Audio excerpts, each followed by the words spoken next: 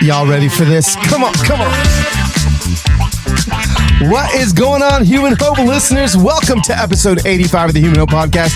This is your host, Carlos Enrique with the Eve Dushima and Chival Cabello, or Los for short, and I'm here for you. It is Thursday, November the 17th. Did I say that or not? It's so funny. My son came walking down into the basement right when I started dancing, like right when I started moving. The smile on his face. Come on, Losai, show everybody the smile on your face. Look, here's a smile on his face right there. And I looked over to my left, and there he was. Losai, go ahead and say hey in the mic. Hey, everyone. What's going on? It's the Los and Losai show. It is. How was youth group tonight? It was phenomenal. Wait, it was? It was actually a phenomenon. Oh, wow. It was a phenomenon. Or phenomenon. Oh, if you guys are on YouTube right now, you can be, first of all, you can see the freshness that my son is wearing. Okay, in 30 seconds, tell me why youth group was phenomenal tonight, Lo. First of all, Phenomenal was a song we sang. Oh, okay. Yeah. Boom. Mm-hmm. Secondly, it was we did worship and the service in like in the auditorium. Oh, so that's it fun. was like it was crazy. Yeah, like, it was so much fun. Yeah. So yeah. And the message was good. The message was good. My friend Caden Estrada did this thing called he did like a 5-minute speech up there. Oh, let's go. And it was crazy. So. Yeah, man. Well, thanks for sharing. Hey, listen, look at this, a little guest appearance from Losiah Whitaker himself. He's all up on the camera on the YouTube channel. You guys can see him. And listen, today's show, Lord Jesus, have some mercy on my soul. There's been a lot of incredible stories on the Human Hope Podcast, but today's may just take the inspiration cake. We've already been inspired by Losiah, and we're going to be inspired by a new friend of many of you. A lot of you are never going to have heard of this guy before, and you're never going to forget him. And we'll get to that in just a second, but I want to solve something first, okay? It is Wednesday, November 17th. Excuse me. Today is Wednesday as I'm recording this. When you're listening to this, it's Thursday. But there are now 39 days until Christmas. I need everyone that's listening to this podcast right now to collectively freak out if you haven't started shopping for Christmas, okay?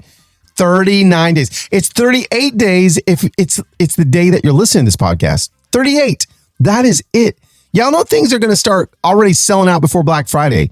So just know that I'm here for you. In my front yard right now, it's like 80% finished. We still have a couple more lights to put up on the roof and a couple more lights around the windows. But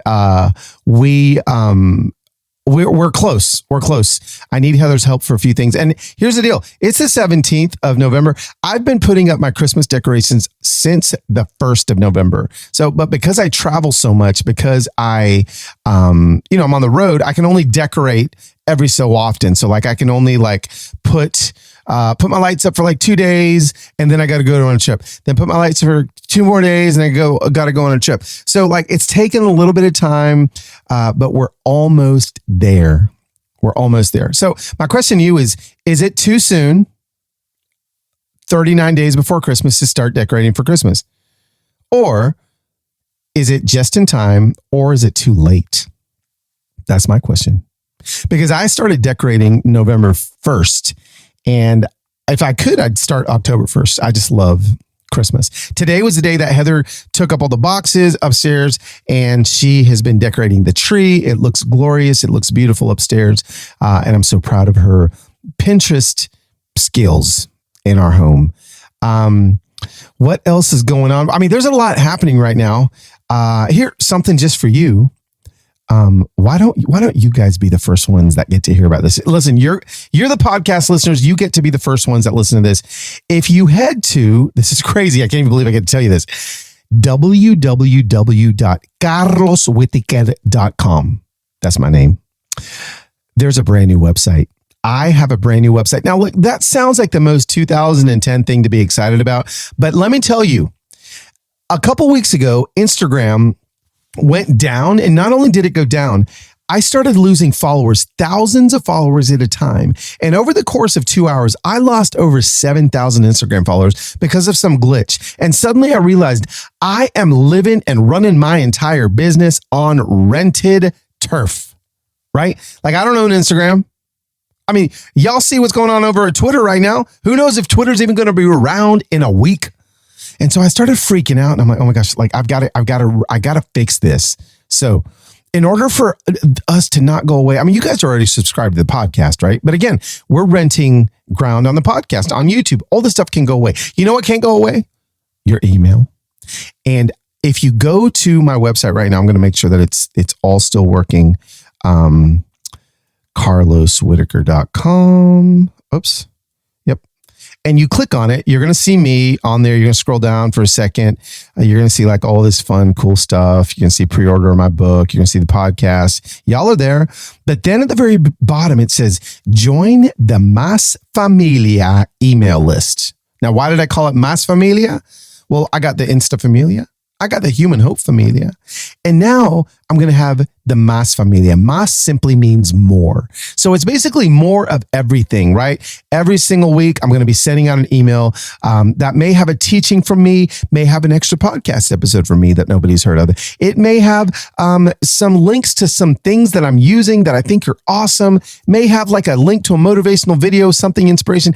I just want a way to make sure that I'm still connected to you every single week without worrying that some social media platform is going to fold. So if you guys wouldn't mind, do me a favor. Let me see how well you listen. I'm going to, because I'm not going to tell anyone else first. I'm just going to tell the podcast fam. So all day long on Thursday today, while you're listening to this, or Friday, whenever it is, go to carloswhitaker.com, scroll down to the bottom, and join the Mas Familia email list. When you join, you'll get an email right away telling you what it's going to be. But I would love for you to do that. It helps my little small business, and it helps me stay connected to you. Man, that's a lot of announcements at the beginning of this conversation. And so without further ado, what I want to do right now is introduce you to this human being that I told y'all, you're never going to forget this guy ever. His name is Eve. That's right. But it's spelled Yves. Hello. I would have pronounced it Yves. But I learned when we hung out a couple weeks ago that in Utah, that his name's Eve. And here's the thing. Eve is going to show us, his last name is Dushime. He's going to show us exactly what healing and forgiveness looks like. Now, you may be thinking, oh, okay, I mean, well, you know, what, like I know people that are forgiven people, you know, people have cheated on them or broke that, yeah, all of that is fine. And I think all of that is actually like, I've had to forgive people that have wounded and traumatized me. I don't know anybody. I've never met anybody who was wounded or as traumatized as Eve and his family. Because let me tell you why. Eve, he's from the country of Rwanda. And in 1994, before the genocide, his mother was pregnant with him and his father. And he had an older brother, I think. And in a matter of 100 days, I don't know if you guys know anything about the genocide in Rwanda, but in a matter of 100 days, neighbors began to kill neighbors because they weren't in the same tribe. And over 1 million people were killed. And Eve, his mother and his father, escaped out of Rwanda. His grandparents were killed. His uncles were killed. His aunts were killed. His cousins were killed. He had no extended family left. And he was actually born in a refugee camp. And the anger and the rage that began to consume him in his childhood years were taken away by somebody that was being human and seeing him. Y'all know my book is all about be human, see humans, free humans. And if there's ever been a more perfect story on how seeing a human can actually lead to freeing them, Eve's story is it. Friends, I mean, I don't want to get into his story. I'm going to let you hear it from him. yourself. But this is one that you're going to want to really breathe it all in. It's going to feel like breath in your lungs like you haven't felt in a long time. So ladies and gentlemen, why am I calling y'all ladies and gentlemen? Friends and familia, enjoy this conversation with the brand new Human Hope cousin, Eve Dushime. Okay, Human Hope familia, I am here with your new best friend that you don't even know is your new best friend yet, my friend Eve Dushime. Eve, say what's up to the Human Hope family. What's up, guys? How you doing? Oh man. Well, I hear them. They're cheering. They're excited. They're telling you we're better than ever after seeing your smiling face. The only people that can see your face are on the YouTube channel. Everyone else is listening to your beautiful voice. And, you know, I've kind of already set up kind of where I met you and how your story truly impacted me. I mean, listen, bro, I travel full time for a living. I see people speak on stage every week. I mean, I'm inspired in some way, shape, or form.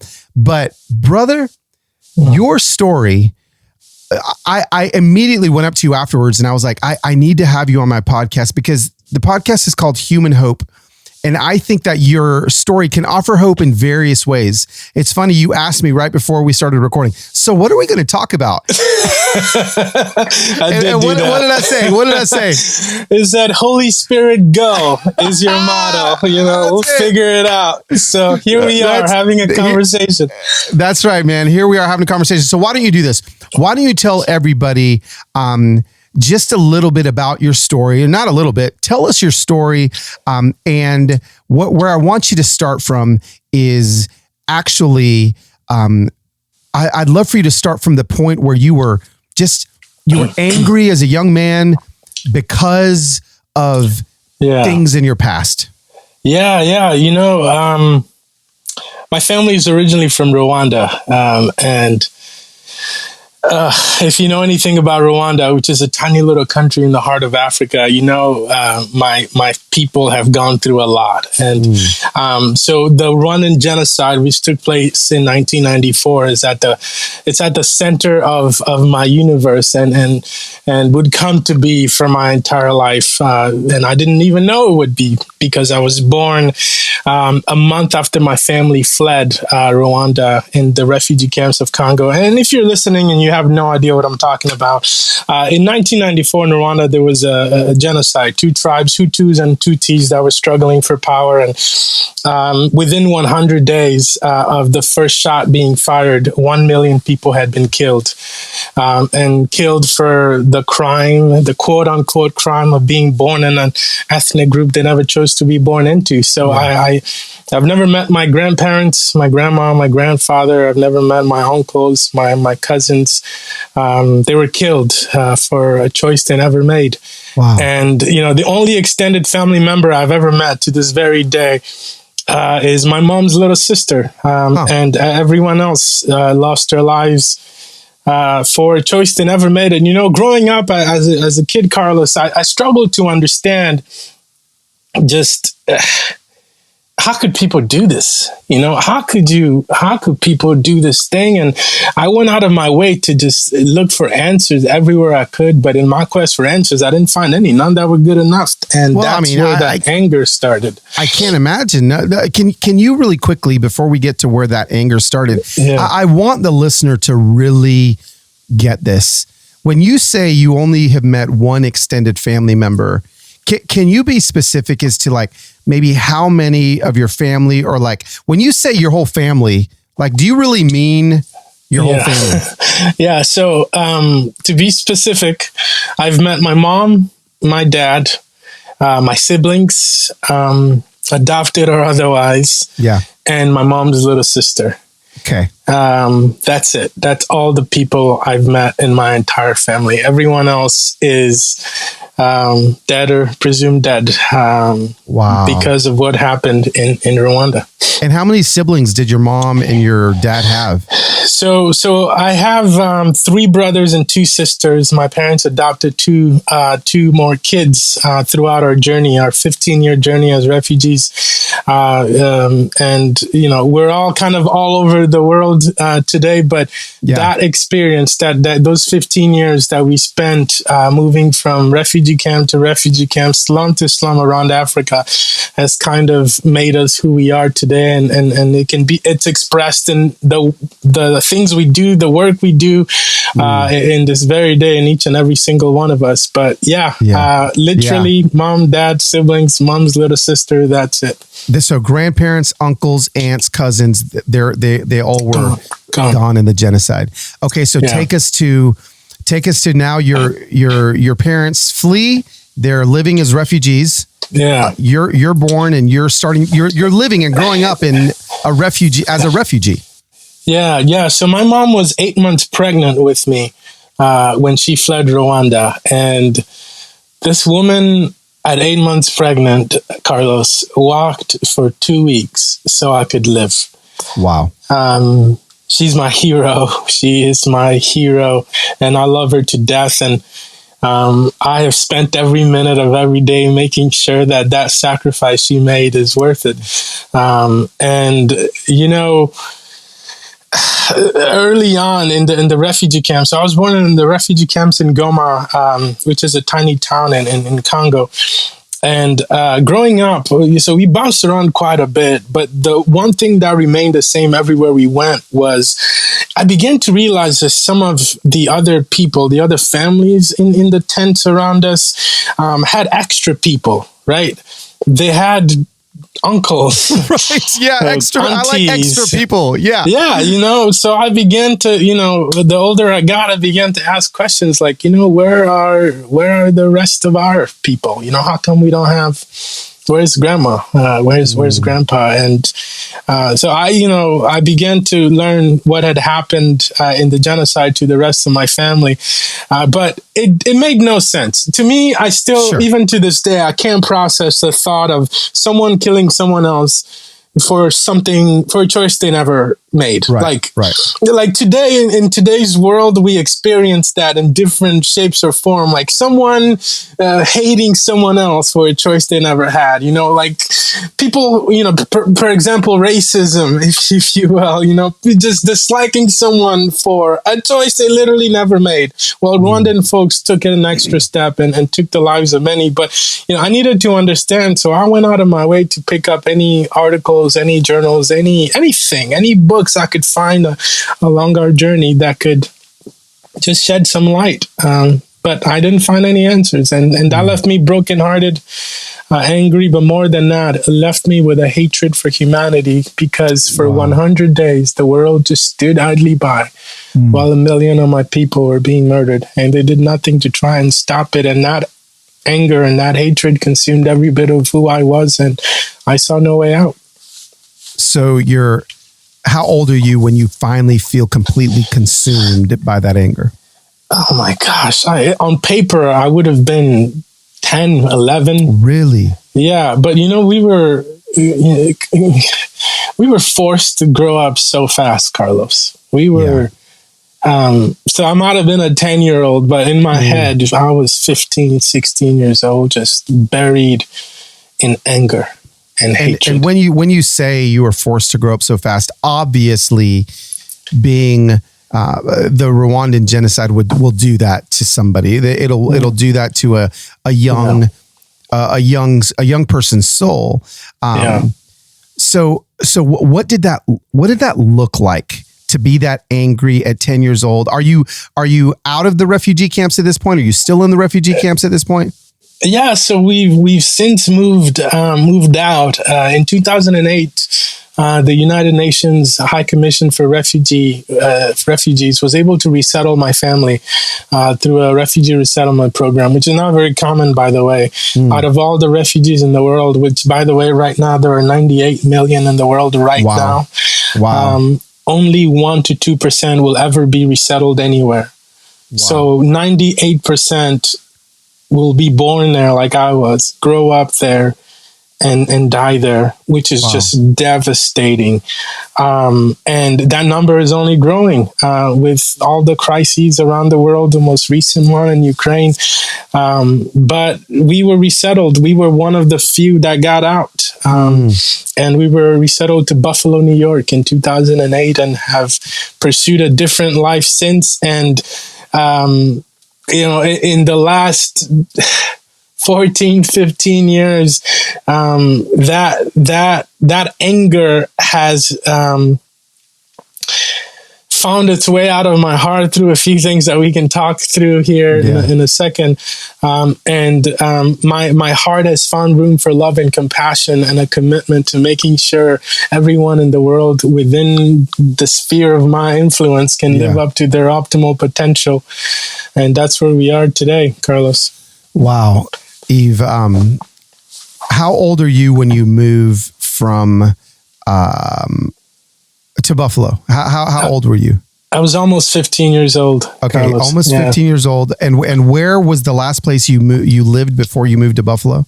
So we lived in Lome in Togo in West Africa. So way on the other side of East Africa where we were before that. Yeah. Wow. So you're living in Togo, and what time of year did you move to Buffalo? Do you remember? Was it winter? Was it summer? October 29, 2008. And man, it felt like we had moved to the frozen tundras of Russia or something. It's crazy. It was madness. Okay, that's what I want to know. I want to ask you. Yeah. Pick up a family from 90, 95 degree weather every single day and drop them in upstate New York. Madness. Absolute madness. That's so funny. So here you are, a 15-year-old, pulled up from Africa, and you land in Buffalo, New York. Go ahead and begin to take us through the reality of first of all, I would love to just hear your point of view as a refugee family that was resettled, because I've actually had when everything was happening in Afghanistan last year, I had somebody that was still living there. Their family was getting resettled here in America. So just from your point of view, tell us about what that process looked like for your family. Well, my parents applied for resettlement in 2001, first of all. Oh, wow. Yeah. So 7 years went by of us being vetted, if you will, to make sure we were telling credible stories and that our lives were genuinely at risk, which is insane, by the way, I can't even get into. You can. Man, don't get me started. I have a friend who worked for the refugee resettlement system in Malaysia, and she recently told me about her work in that part of the world and how she was on a team of 20, 30 something year olds, and their job was to read through files of applicants, and they had two stamps: credible, not credible. And that as it relates to their stories, like, oh, they're telling, and that's what these stamps said. They're telling this is a credible story. Their lives are really at risk, or they're not. And that prompted her to move out of that space and look for some other way to be more impactful. But I began to understand from that point forward why it took 7 years, not only that, but you got to find a place to put the refugees, right? Governments have to come together and agree, look, we're going to take some of these folks in. And that's not always easy. To me, it seems easy, but I'm riddled and biased for obvious reasons. Sure. But it's not always the case. And when we first got to the States, oh my goodness, I remember the most memorable story, if I can share it right now. Yes, please. That's what I want. We walk into, we get picked up at the airport. First of all, we shown up in our little polo shirts because that's all we had. So they were ready with coats and hats and things, and they drove us to our house. And I remember the lady that was driving the van, and one of the members of the church group that took us in, that sort of adopted us, Holy Trinity Lutheran Church in Buffalo, New York. Okay. Shout out to them. They Shout changed out. our lives. They really did.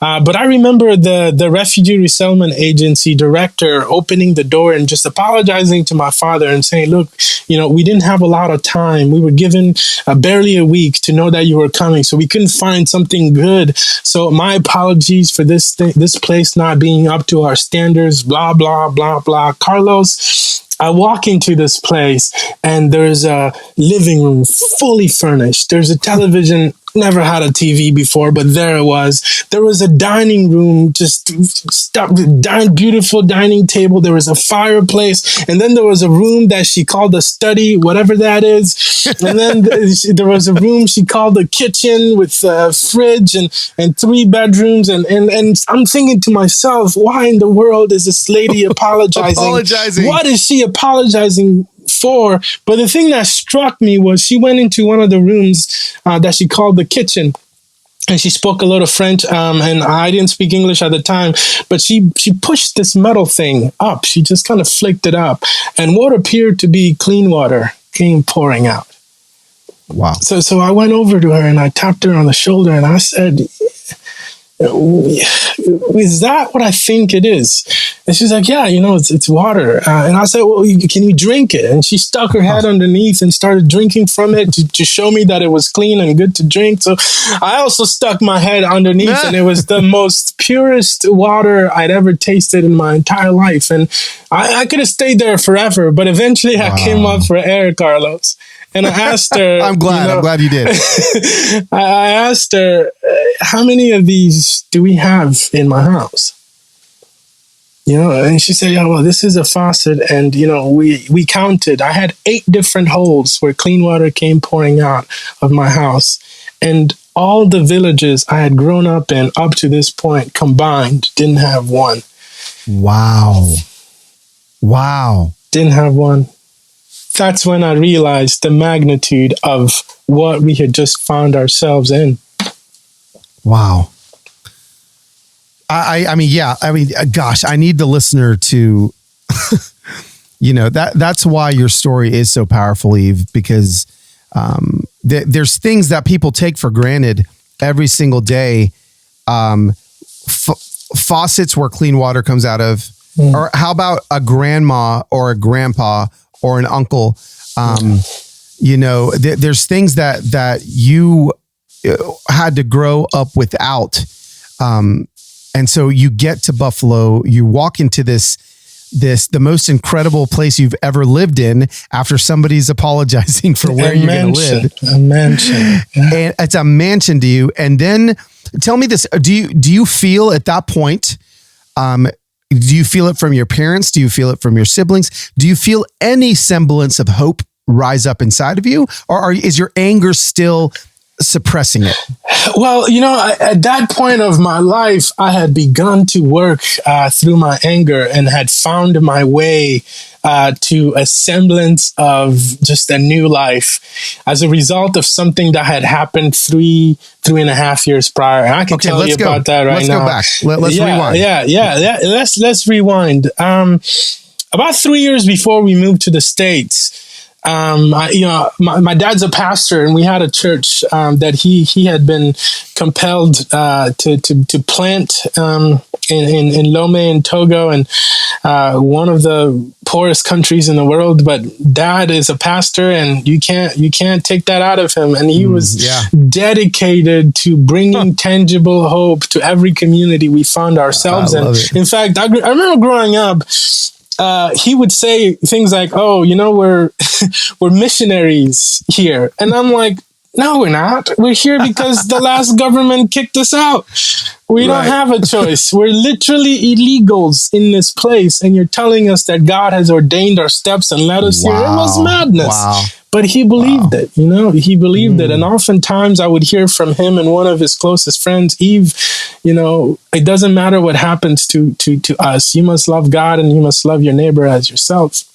Wow. But I always got caught up on that word neighbor, because it was my grandfathers and my grandma and my grandpa on my dad's side, their neighbors that marched down the street in the middle of the night with machetes and took their lives. They're literal neighbors. Yeah. So how could you expect me to love my neighbor? But he believed it, and along the way he would start these prayer groups and these these tiny communities within our community to sort of support each other, because at the time, with nothing on the horizon and no one coming to help us, Carlos, hope was our currency. Wow. And he was determined to share that with everyone he knew. Now, hope is universal, right? It doesn't matter who you are, where you're from, what race, creed, religion you belong to.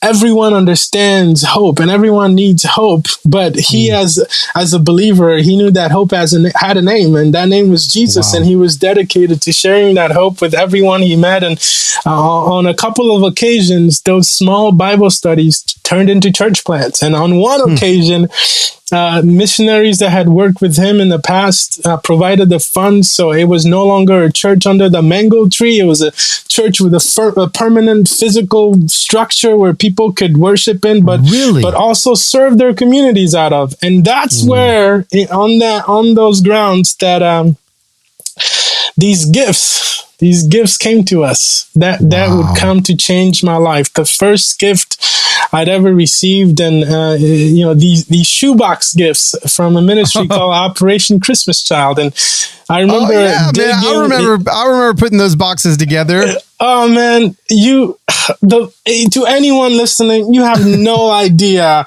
what those things mean. That was hope personified. That was tangible hope, something that I could hold in my hand. It was the first gift that I'd ever received, but more importantly, it was the first act of kindness that I had ever experienced from a humanity that I had grown to despise and sworn to despise for the rest of my life because of what they had put us through. Wow. And inside of that gift, there was a tiny little sticky note. And they read, "God loves you, Jesus loves you, I love you." Now, I knew the first two lines. I had heard them before at church from my dad. But that last line, "and I love you," from a member of that very humanity that I hated and was committed to hate forever, telling me that they loved me. But not only that, they weren't just spewing words. They sent me proof of their love in the form of the first and only gift filled with the very things that I had only dreamt of. And that was the catalyst, Carlos. That was the catalyst. That was my first sight of hope in my life. And it was the catalyst for all the work of healing that ensued. This didn't happen overnight. It happened over time. I'm still a work in progress. It's a commitment to choose to forgive every single day. But that sticky note was a turning point in my life.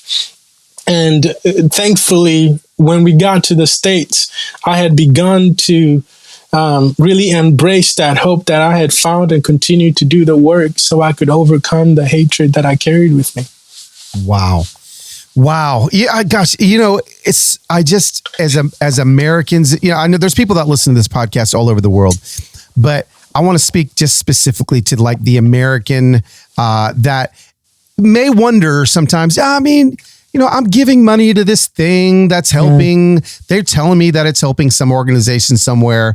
But you're living proof that literally there are children that are receiving love because we're trusting an organization and we're giving. Can you tell me, do you remember what was in that shoebox? Oh, absolutely. I do. Of course I do. In fact, I don't know if I have it. Oh, let's go. No way, man. I know I have it somewhere here. I wasn't prepared to share it. No, that's okay. But Carlos, you're inspiring something. I like your Holy Spirit go attitude. Let's go. This scarf, yes, was in my shoebox 17 years ago. I still have it with me. It was at the very bottom of my box. It's the most valuable thing I own. In fact, it should be in my safe right now, but I just moved, so my things aren't where they're supposed to be. But the reason why it's the most valuable thing I own is because it serves as just a powerful reminder of just God's providence. The fact that he knew my past and all the hatred I carried with me, and just he made a way for me to work through that by providing this tiny gift that would become the catalyst for what I am today. But in our struggles as refugees, he knew our present, and he made a way for us to overcome that. And in the same way he knew my past, my present, he knew my future. He knew 3 years after I received that box, I would land in Buffalo, New York. So he gave me a scarf. A scarf. Someone said a scarf. Let me tell you, Carlos, I tried trading that item for so many other things. All the kids laughed in my face. That's amazing. But the thing that was crucial, for adult Eve was that sticky note. The thing that was most memorable is that scarf, and because I still have it with me. But the thing that gave me a chance to start having a childhood was this red toy car. I believe they're called Hot Wheels. Hot Wheels, yeah. But up until that moment, our toy cars where we would go into the woods and the trash and find juice boxes, which is so hard to find. And, we barely have water. No one has juice. So you would go into the rich areas and try to find juice boxes, and we would poke holes in them and insert a couple of sticks and then use bottle caps as wheels, and then we would tie a little piece of string on it. That was my toy car growing up. And in that box, there was a real toy car, and for me, and I got to play with that for the first time, and it gave me a chance to just be a kid. Man, I need, if you're listening to this podcast and you're not watching it, I need you to go over to the YouTube channel to watch when you pulled out that scarf. I literally, I felt the weightiness of it because it's right there next to you, and you got that in a box, right? It's right there. And you got that 17 years ago. And what I love is that God was like preparing you to move to Buffalo, as a 15-year-old. Talk to us about maybe the process of hanging on to hope once you got to Buffalo as a 15-year-old and into young adulthood. Carlos, we and by we I mean my siblings and my mom and dad. We didn't have a choice. We were the ones that, quote unquote, got out. Yeah. Wow. And the only choice was to commit every minute to making sure the people that we had left behind weren't forgotten. One of the most just inspiring people that I know is my brother Fidel. And Fidel was 4 years old when I was born, and my mom gave birth to me with no medical attention, no pain meds, and nothing. We were in the refugee camps. And as a result of that experience, Fidel, early on as a kid, he was like, I'm gonna do something about this, because no woman should ever have to go through this. And he was like, I'm going to be a doctor that takes care of pregnant women someday. And we're like, dude, look around. There's no medical school here. There's that's a, pipe dream, But Fidel got here when we did. And he was a senior in high school when we got here. Just worked his butt off, got some scholarships, took some loans, went to college. Finished undergrad and was like, I'm still wanting to become a doctor that takes care of pregnant women. And he was able to go to med school. And Carlos, he is a OBGYN. He's a doctor. He's a physician today in Memphis, Tennessee. Wow. We had no choice. Love that. We had no choice. Yes. And the same is true for all my other siblings, even mom and dad. We had no choice. But to cling on to that hope and make sure as much of it gets back home to the very places we grew up in, because there it is so scarce and so limited, and we just had no choice. That is okay. I'm going to take a little turn here that I didn't know I was going to take, because when you said that, I immediately, it's so palpable, just the truth of the fact that your family did have no choice. Yet, how can you talk to Americans or whoever's listening to this podcast right now that actually they do have a choice? They actually do have a choice on whether to go all in with hope, all in with like, you know what? They're listening and they haven't been prepped. Their back hasn't been pushed up against a wall to where they're like, oh my, like you guys, like you had to do it. But I feel like that should be the way we all live. That should be the way everybody approaches this life. So talk to us that maybe haven't been in the situation that your family was in, but get us to the place where we can feel that same feeling of like, no, we're gonna do this. We're gonna get up. We're gonna go because we don't have a choice. Man, it's. Or is it even possible? Is it even possible to get somebody to understand? And that's the challenge, right? That's the challenge. I've spent the last, ever since I left college, I've spent the last 7, 8, almost 9 years of my life committed to conveying to the masses with my work the feasibility of seemingly unsolvable issues and how we can address and solve them if we just come together and embrace the thought of a better tomorrow. And that's the challenge, conveying that we can, like, we can do it. It's not too big of a dream. It's not impossible. We just need to be not just dedicated, but be intentional in making sure every action, every step we take is in service to whatever mission statement gets you out of bed every day. And, this is a tough question, right, Carlos? I don't have all the answers, but to me, what gets me out of bed every day? And I would ask anyone listening that very question, what gets you? Why do you feel like you're here? What do you feel like you were created to do? Because everyone has a purpose. And the reason why I believe everyone has a purpose is because everyone has a gift. Some people were blessed with extra gift, but every single one of us has a gift. And I believe that there is someone out there who is in need of what only you can offer. Yes. So what is that for you? And what does that look like for you? And how do you feel about the days when you walk away from it or turn your back from it? At least that's the way I see it. That is so, I'm telling you, this is firing me up because the way that you say it and lay it out, going again back, I think the sentence I'm taking out from this is like, we had no choice but to hope, right? And I think to myself, okay, you know what I'm going to do? Like, I'm in the situation in my life where I can actually deliver that hope to somebody that we can be that hope to somebody that where they're thinking, well, I've got no choice but to hope. Who is going to be the one that shows up to prove that my hope actually is rooted in something? And we can be those people,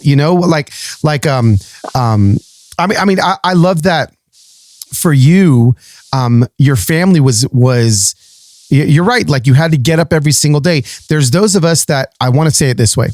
We have the choice to make the choice that we've got no choice but to hope. That there's 3 choices in a row. It's like we have an opportunity to make the choice that we have no choice but to believe in hope, right? That's and so, like, good, Carlos.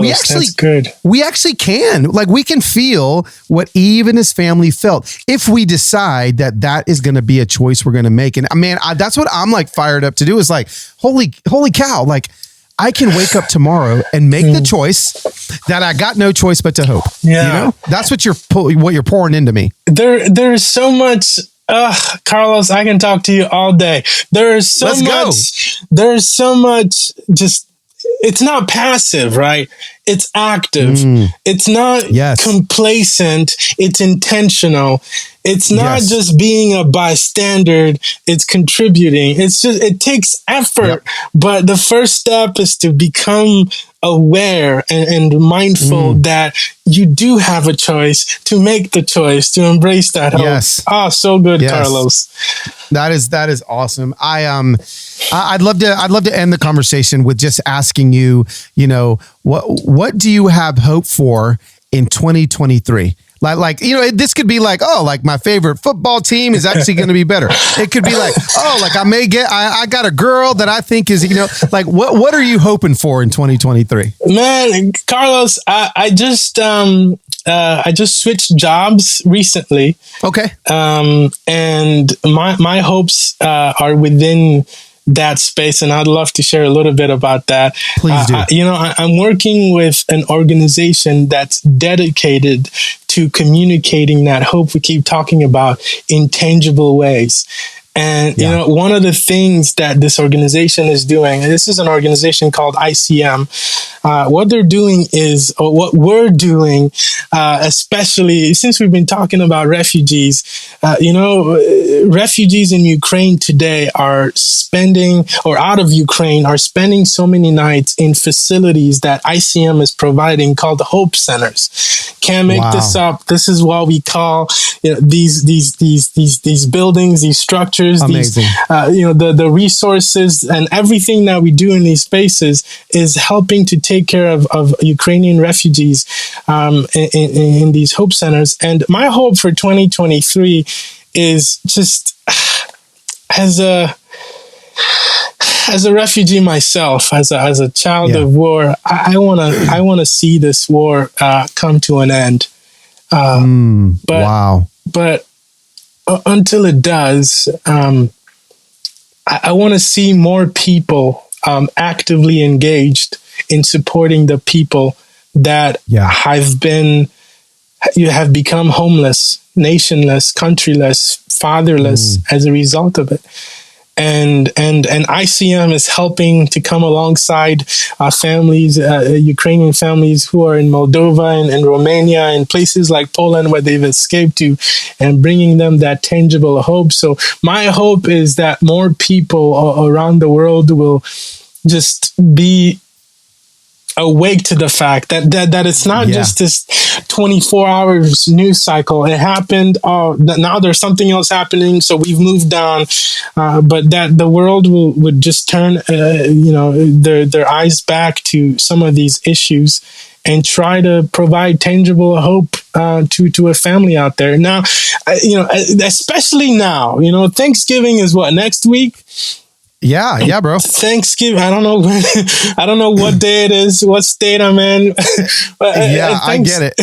Thanksgiving is coming up, and so much of what we do as a country is giving thanks. But also, in the week after Thanksgiving, we have what we call Giving Tuesday, and where the country comes together and tries to just help support someone out there, someone who is in a worse circumstance than they are, and in the climate that we're in. After going through the last couple of years, that is needed more now than ever. And for me, for my life to have taken the turn that it has, it took a $15 shoebox gift and a tiny little sticky note from my brother to become who he is today and helping the people that he is and all my other siblings.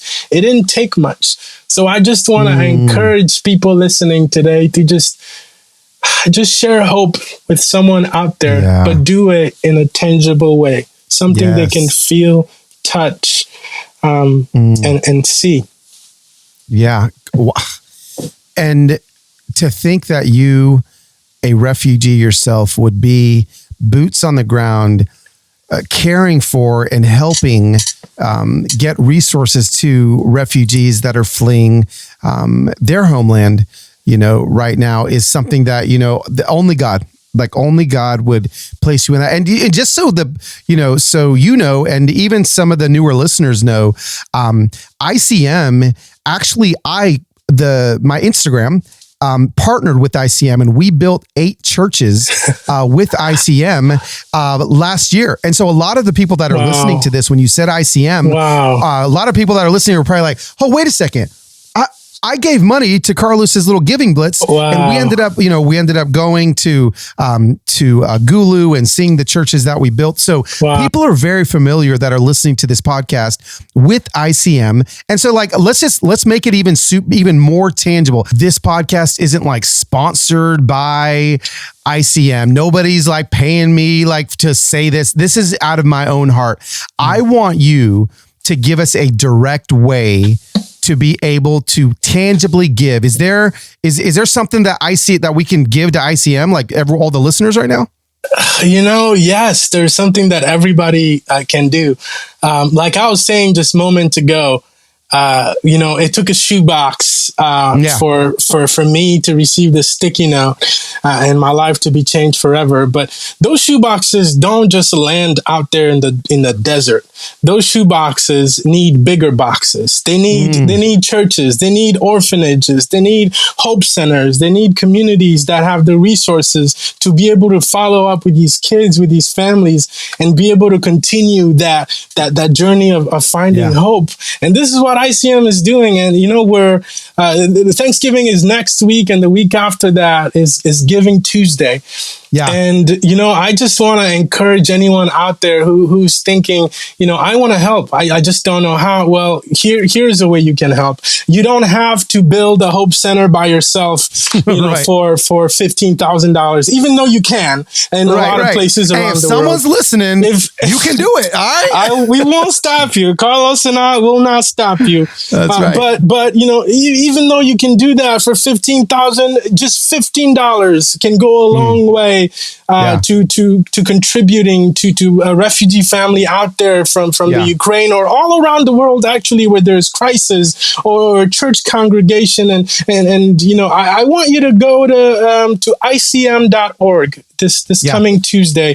I don't know what the date is coming Tuesday. What is that? 29th. It's the Tuesday after Thanksgiving. Yeah. So November 29th, if you can just go to ICM.org, you will see a giant banner that will direct you to giving for Giving Tuesday. And this is a tangible way that you can make a direct, you can make direct impact on the families around the world who are in need of the very tangible hope that we have an abundance of here in this country, Carlos. Yes, absolutely. And I don't know if you know this or not, Eve, but I am, and again, I guess everyone's going to know now, but I'm actually going with ICM to Kigali in June to try to build a bunch of churches. Yep. So maybe you can go with me, bro.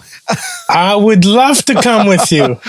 Let's figure it out. But I just kind of finished storing up the details, and we're starting to plan the trip to go back out with ICM. And I need everyone that's listening to know, listen, you guys know the organizations that I believe in: Compassion International, ICM, To Right Love in Our Arms. There's not a whole bunch of organizations that I talk about just blatantly like this. I have seen the work on the ground. And so you guys can trust me. If you trust me, your money is going to an incredible, incredible space. So, man, bro, I'm fired. I'm ready to go bust through this brick wall and go help some people choose some hope, man. I will come with you, Carlos. And the truth is, I would not be here myself if it weren't for exactly what you just said. I wouldn't be here if I didn't believe in the mission of this organization. I wouldn't be wasting my time because my mom gave up far too much for me to waste a second of it. And I'm coming with you, man. Let's choose hope every single day.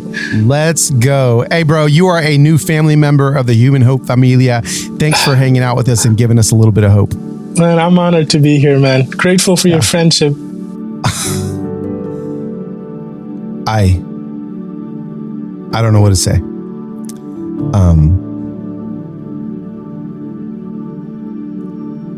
It's one of those conversations that I'm literally shook. Literally. Thank you, Eve, for coming on here and sharing your heart. And my challenge is, what's it going to take for you to see somebody and free somebody? Maybe it's heading over to ICM.org. Or maybe it's just going to find that person that you know is desperate to hear 3 words that changed Eve's life. I love you. Even to a stranger, it can change their lives. Hey, friends and fam, thanks for hanging out on another episode of the Human Hope Podcast. I hope this was everything I hyped it up to be and even more. I need to let you know something. You matter and you have hope. And we can choose today, just like Eve and his family did. We can choose to have no other option than to hope. That's my choice today. I'll see you next week on another episode of Human Hope.